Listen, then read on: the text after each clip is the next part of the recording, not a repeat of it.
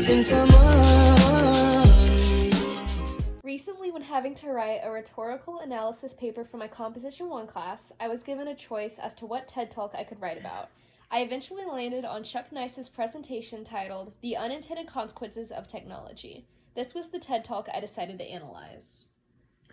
The reason Sarah chose to review this TED Talk, though, was because you wanted to go out of your way to rip him to pieces, even though he was making valid points about the future of our technology. In your opinion.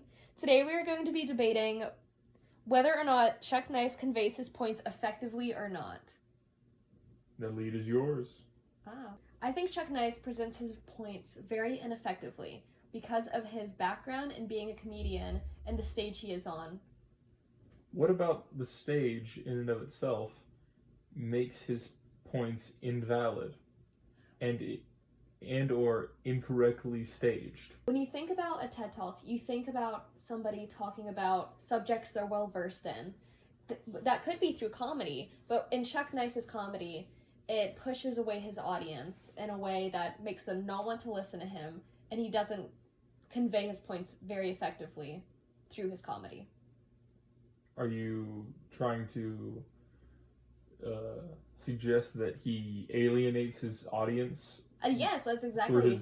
In my paper, that's exactly what I'm trying to suggest.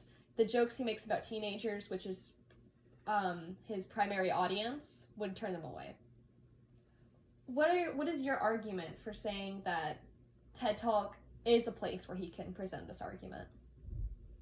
While TED does have a reputation for being much more grandiose and much more elaborate, well thought out, sort of scientifically presented content, I think perspectives of people that are not of that caliber are still very valuable, and allowing them to be presented through the sort of lens of TED is an important opportunity for them to allow people, because it can be very exclusionary in the sort of elite status that is associated with being on that stage, and having somebody who is not exactly the most well-renowned or famous or established anything kind of gives credence to the arguments and points that are being made. I think the angle of comedy is sort of more of a motif rather than the meat of what he is saying. So you're basically saying that because of his lack of background, the audience is able to connect to him more. When what I feel like in reality, that shows that he's talking about something he knows nothing about in order to connect the audience to him. That's his point. But in reality, that just drives the audience further away because he has no background in technology, and the only background he has is being a comedian on a few episodes of Saturday Night Live. I think the notion that only people who are experts in the field of robotics and computer engineers and people who create and manage software on a regular basis, the notion that they are the only people that are allowed to have any say-so about the effects of this sort of thing on our society and how life has changed so drastically and what sort of trajectory we're on. I think the notion that only those people are allowed to communicate about that and have opinions that are only their opinions are seen as to have any validity. I think that's really naive, because the majority of people do not experience the world through that very narrow lens. Most people are experiencing things on a very tactile level, where they're much more in tune to the practical applications of the things that influence their lives, things that they do every day. But if you're saying that Chuck Nice's if you're saying that Chuck Nice choosing to talk about this topic would get more people interested in talking about technology, I do agree with that, but I do think it should be somebody on the stage who has a background in technology so they can talk about what they're knowledgeable about, and the people in the audience can then absorb that knowledge. The people in the audience will then say, oh, let me do some more research on my own, because nowadays knowledge is so unlimited. We have the internet, we have so many sources online, that for Chuck Nice to be talking about this when he has no background compared to countless people you could go to at just a click of a button, I think that could be very irresponsible of him to put the mindsets of what if this and what if that in people's heads. I feel that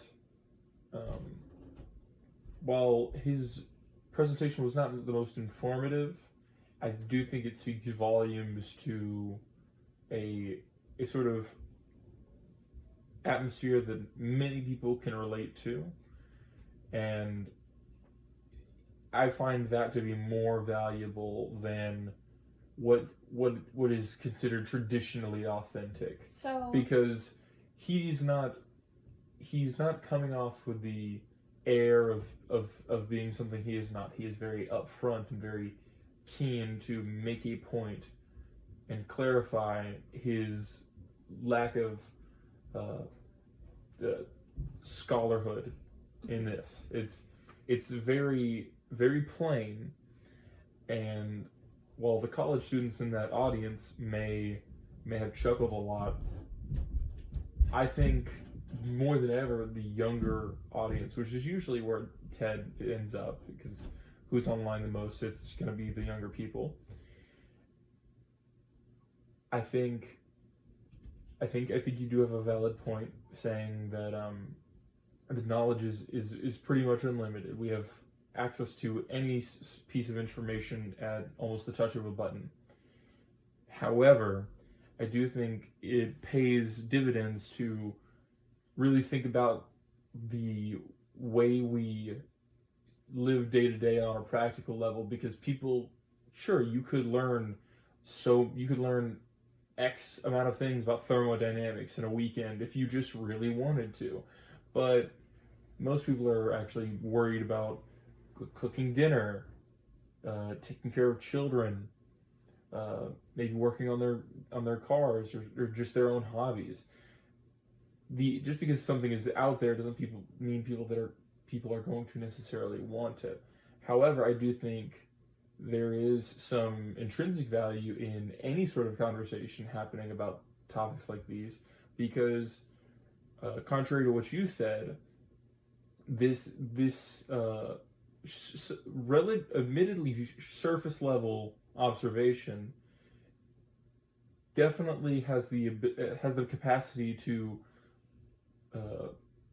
spawn curiosity within younger people. So you're saying your point of view is Chuck Nice is able to open doors, spawn curiosity, and build a bridge between him and that audience due to his lack of knowledge and him being upfront about his lack of knowledge. While I personally think rather than building that bridge between him and his audience, he is effectively burning that bridge, sending his audience away through his alienating jokes, his out-of-touch humor, and just his lack of knowledge in the subject. And I can respect where you're coming from. Thank you. I think I see the grains of truth within your perspective as well. However, I do believe that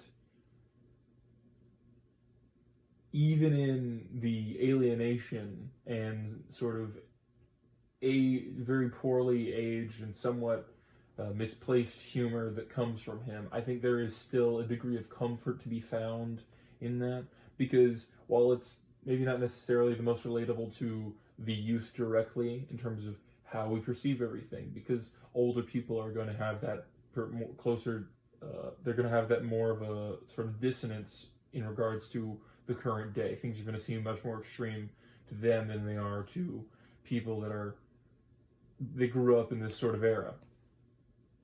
But even in that, I think though his humor doesn't necessarily appeal to the broader and wider audience, there is still some degree of